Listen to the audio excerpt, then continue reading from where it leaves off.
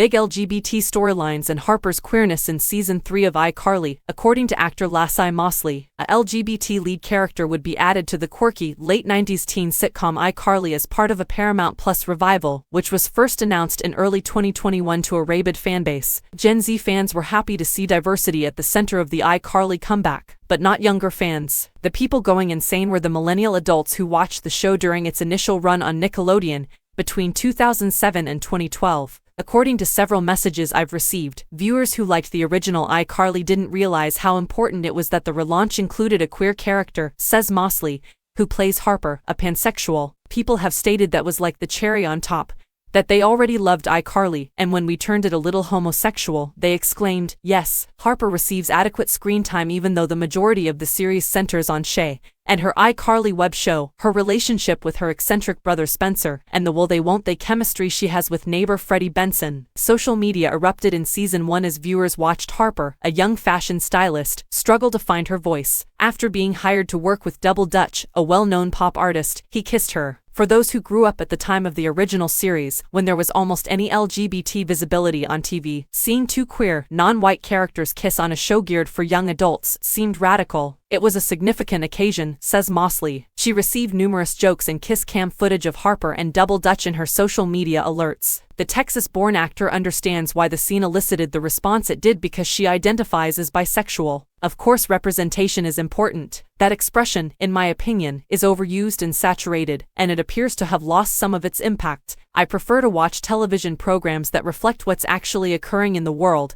and who actually exists, she explains when she says that representation counts. You start to believe that the way you are and the way you feel is odd, bizarre, and out of this world if you never see individuals who look like you or sapphic relationships. There is little doubt that sapphic connections are being seen by iCarly viewers. The first episode of Series 3, which premieres on Thursday, the 1st of June, also previews Harper's delicate kiss with Double Dutch and another LGBT romance. This time, Patty Guggenheim's Tinsley, a wealthy girl who used to harass her in school, is involved. Other than to state that it's a fun ride for the character, Mosley is limited in what he can say. Harper has previously spoken about her relationships with men, women, and gorgeous non-binary lawyers in front of the camera. TV executives' efforts to comply with the need for LGBTQ+ representation in the 2010 seconds were frequently awkward and wrong. Queer characters were made to suffer through upsetting narratives that frequently highlighted the suffering of coming out or the violence they experienced after doing so. However, this is iCarly, a program that gained popularity for its jokes about spaghetti tacos and random dancing episodes. The sad queer Harper was never going to be portrayed. Those stories need to be recounted because they are so important and have such strong validity, according to Mosley. However, there's something to be said for staying true to yourself, having fun, and not having to come out. Nobody is sobbing. It was important to keep Harper's sexuality from dominating her personality when developing her as a character. The writers have done a great job, in my opinion, of making Harper's character care about things other than romance, adds Mosley. She works as a barista, which she later quits, has a career goal of becoming a stylist, and she comes from a wealthy family who ultimately lost their wealth. Additionally, it is possible to add some fruitiness to TV shows without using stereotypes